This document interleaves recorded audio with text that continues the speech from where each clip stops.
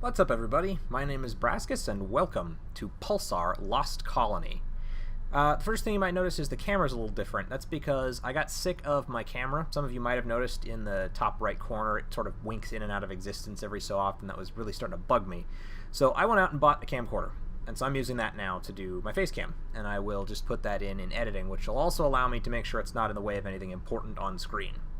Now, we're actually going to be playing PULSAR Lost Colony today. All I can really show you right now is mostly just a demo and sort of a tutorial about how it works. I'm trying to get a group of friends together to actually play it, and I do have two other friends who have copies of this game, so I'm planning on trying to get together with them, and we'll see about actually playing it for real. But my goal has always been to show off well, not really early access, but to show off indie games, and this one blew me away with how cool the idea was, and so I'm very excited to show it to you and hopefully to play it myself with my buddies soon. So the first thing to do is to hit play and start a crew. I'm just going to make this private because I don't want to be joined by random people who actually think they're going to play a game, so we're just going to set up a random password. Now, you can name your ship whatever you want. That was the last one I used just because I was being weird. I think by default they say it's the Intrepid. So we'll just do that real quick. Ah, this is great. My ship. There. Group name is test game, that's fine. So, first thing you want to do is pick your ship. You can pick whatever you want. They've run the gamut from little tiny frigates to stealth transports to massive armored warships. Just for the sake of this particular demo, since some of these are very big, I'm going to go ahead and pick the... where to go? Stealth transport the Stargazer. And engage. You'll see why this is really cool in just a minute. So first off, you got to pick your job. I'm going to pick the captain just because it's the most obvious, but you've got 5 different job options. So hopefully we'll get a full crew of 5 people when we're playing this game. It is co-op all the way through. This is your ship. You've got spaces for the captain, the pilot, the engineer, and the science officer. Did I forget anybody? Captain, pilot, engineer, science officer. Who's the last one? There's one more. I forget who it is, though. I don't know why I'm blanking on it. Weapons specialist. That's who the other one is. Okay. So everybody has a job to do on the ship. Most people should follow the directions of the captain, and the captain has the options of bartering with people and making diplomacy checks and things like that. The pilot, of course, pilots the ship. The captain can also kind of sub out and do any other of the jobs. So I'm just going to show you what it looks like right now. It's not tremendously big at the moment. I mean, the detailing is fairly simple, but the scale is still very impressive. All of these giant space stations and things you come across feel huge. You know, they're all massive hunks of metal in the middle of space. And if you come across asteroid fields, like I actually did this a little while ago to test it out and play with it on my own a bit, and it took me a very long time to get between asteroids because the scale is big, so it feels pretty real from that point of view. So that's the pilot's job. They've got things they can do to view the sectors or change which kind of thrust controls they want to use. This just gives you a quick view of your ship and the various parts that go with it. Life support systems, I believe that's engineering, warp core, I think. I don't remember all of them. Then you've got your engineer, who can control how much power goes to each individual thing. This will allow maximum power settings for the various parts of the ship, total usage, engineering, so on and so forth. You can turn off or turn on various settings to maximize or reduce the amount of power. So if you're damaged and you are worried you're going to use too much, you can restrict that. They have to use... This is how you do jumps between systems. They'll have to start the jump and so on and so forth. This is a new feature they just added, which is a blind jump, which has to be unlocked by the captain. And if you use it, it has the potential to kill you or do a lot of damage when you emerge because you just instantly jump without any calculations or anything. And if you start to overheat, it is also the engineer's job to mess with the coolant reserves. This is how much coolant you have. You can turn the pump on to low or high. So if you're in the middle of battle and all the weapons are firing and your shields are taking a beating and you're spooling up your jump drive and your core temperature starts to rise to really high amounts, then you want to flush it with coolant to make sure that you stay alive. This is for the missile launcher setup, as it reads up there at the top. So this will be the weapons system you can use. You can choose which systems you want to target with the missiles. If you have multiples, I think you can change between them, but the default, you only get the one on this particular ship. The science officer has control of contacting. So this is comms for the trading station and repair depot. This is the signatures, so if you see enemy drones or ships, they'll appear on here as well. And if you choose to select them, you can see things as, you know, do they appear hostile? What signals it broadcasting to? Does it detect you? Things like that. And they also have to modulate the shields between static and modulated. Sorry. Yeah, they have to switch the shields between the two. If you're on modulated, then it will give you an energy defense. If you're on static, it will deflect physical damage. So you have to know which one's which. You also have a lower energy detection if you're on modulated shields instead of static. You can search. I'm not entirely sure how this function works. I haven't fully figured that out yet. And this is probably the coolest thing that the science officer gets to do in combat. You have access to these various programs. Some of them are viruses, like the Gentleman's Welcome, which disables quantum shields. Quantum shields are what prevent you from actually transporting onto the other ship. So if you use those, then you can run down to the teleport pod and warp right over. Instant warp charge fully charges the warp drive, so you can speed up and get out of there faster. Sitting duck drops the ship's thrusters. So they can basically launch computer virus warfare back and forth to help out in combat. But this is just the bridge. There's more to the ship. So we'll go back here first, and this is nothing special. It's just the crew lounge, and all of this is just decorative. But it's great for adding to the immersion as well. And if you're standing here watching the pilot fly around, you'll see all the stars go by outside the ship. You have access to the laser turret in here as well. This one's guns have a lot of thruster, you know. You have to wait for it to recharge before you can fire it again. But it's really cool. This is the captain's quarters, where he does have access to open the ship's log if he wants to, and more importantly, the locker. So you can see what inventory you have and switch it out. So if there's particular guns or equipment you want to bring or store, you can do all that. Now we'll head back this way and go to the left. And this is the, you know, crew's quarters. Exosuit. I haven't fully figured out what the exosuit does yet. I've never really needed to use it. I believe its use is if your life support goes down, you can put on an exosuit to breathe. You might also need exosuits for various planetary exploration. I don't know for sure. I do know you can land on planets. You now have the option of messing with the power levels. I think that's what these are. Power levels of various sensors in the science lab. And the science officer can also spend research samples into the atomizer to discover new talents. This is the teleporter pod, so you could teleport to the repair depot. Oh god, they don't want me being on the repair depot, so we'll go back to the ship. Apparently they don't like you being on the repair depot.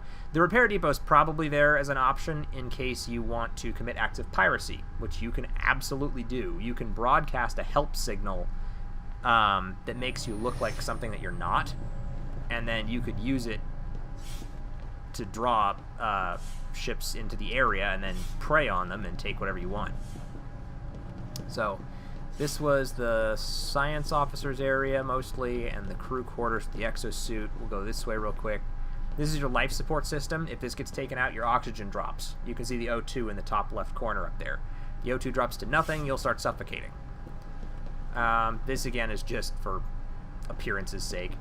This is the other laser turret, so, I mean, if you've got 3 people and they all need to man guns, you could in theory do that. I believe anybody can use the little turrets, but you can't have access to the big one unless you have the weapon specialist or the talent to use it, which I'm going to spend real quick so I can show it to you. As you progress through the game, oh, I'm not leveled, sorry, so I can't use it right now. As you level through the game, or play through the game, you'll earn experience, which you can see right here. As you just travel between systems, defeat pirates, make trades, stuff like that, you'll earn experience points, and the crew can spend that on talents. And depending on what job you are, you can use different talents. This is your ship, so you can see all the individual pieces, computer programs, weapons, cargo, thrusters.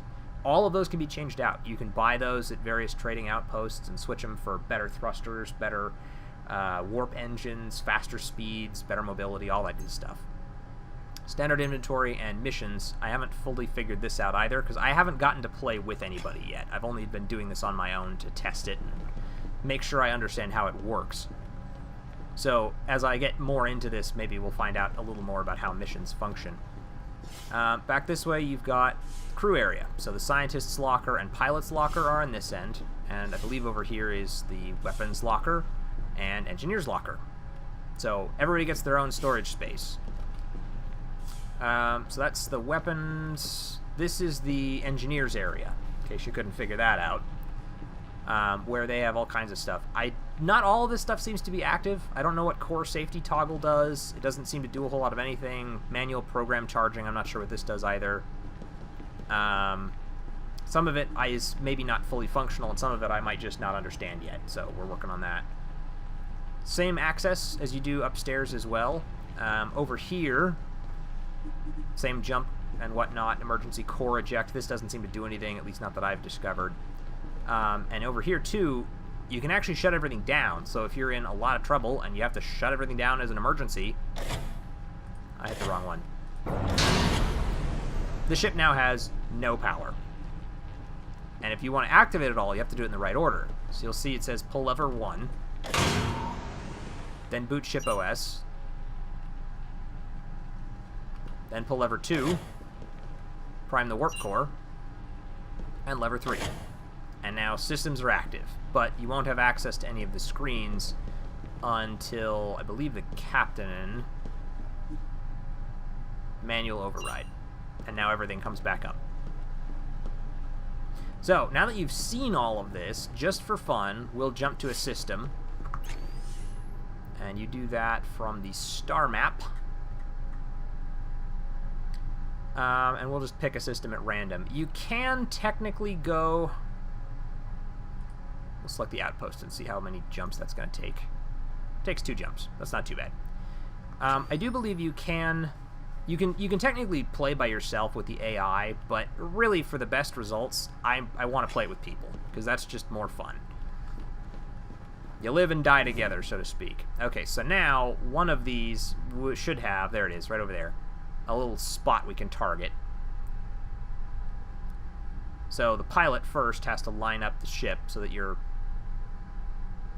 jumping to the correct system. And now that we're inside of that nice little square, we can start the jump. And so you'll see the core temperature starts to rise. Since we're not doing anything else, the core temperature shouldn't really jump wildly. Jump calculations are starting, the warp drive is charging. Once I think these 2 bars are filled, the finalized jump data will jump up as well. One of the first things I bought last time I did this on my own for testing purposes was a better warp drive, specifically so that this charge happened much faster.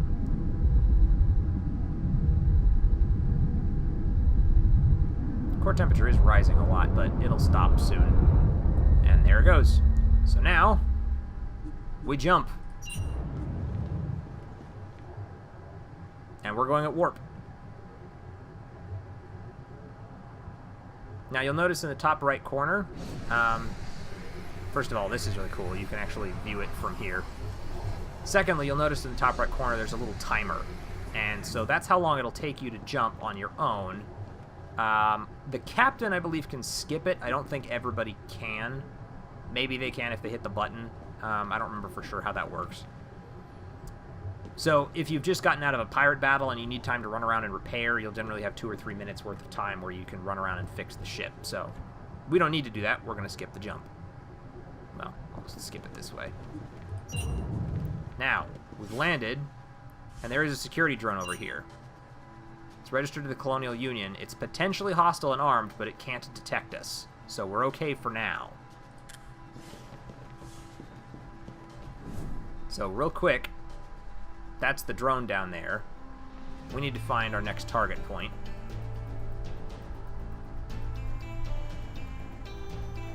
Because we're going to try and get out of here. And then initiate the jump prep. Now see, he's moved further away from us, so I think we're going to be fine. But this is where having the wrong shields up might be bad, because the drone could detect you. This is a stealth ship, not a combat ship. If we were in, like, the armored warship, this might be a different story, and maybe we could take it on. The other downside is, obviously, I'm on my own, so I have no assistance whatsoever in fighting anything. So I'd rather avoid combat if I can. But we're about ready. And jump. And we go racing off. We do also have 10,000 credits, so if we wanted to upgrade some stuff, we could. I don't really see any planets nearby, so there's nothing for us to land on, but you can go down to planetary landings. The one planet I landed on when I was testing this on my own was this sort of desert world, and I had this Coliseum area that I warped into, and I had to fight like 3 guys, take them all out. That one was kind of a bummer, because there wasn't really anything on that planet, except the 3 guys that I killed, so I got experience for taking them down, but I didn't pick up any new components for the ship, I didn't pick up any rations or health kits or anything like that. And a lot of those planets that have outposts on them will have stuff like that, so you can find artifacts and things for research, and there's always a reason to explore. So, we're going to skip the remaining minute 15. Crew level has increased to 2. And now, there is an automated trading station. So we've opened comms at the trading station, and the captain can come over here and browse goods. So if we wanted to buy new weapons, different hulls, anything like that, the captain could choose to do that. He could also sell any old components. You do have to trade those out. So in install ship components, you could take these and move them to the cargo, and then you could sell them if you don't care for them anymore. You don't want them. The last thing I will do, just because it's really cool, is I will spend my talent points real quick here, so that we can learn how to use the advanced operator. And let's see, I guess we'll just do, I don't know, it doesn't even matter. We'll pick a health boost real quick, so that you can see the really cool gun that I wasn't able to shoot earlier, which is the main gun, the main turret.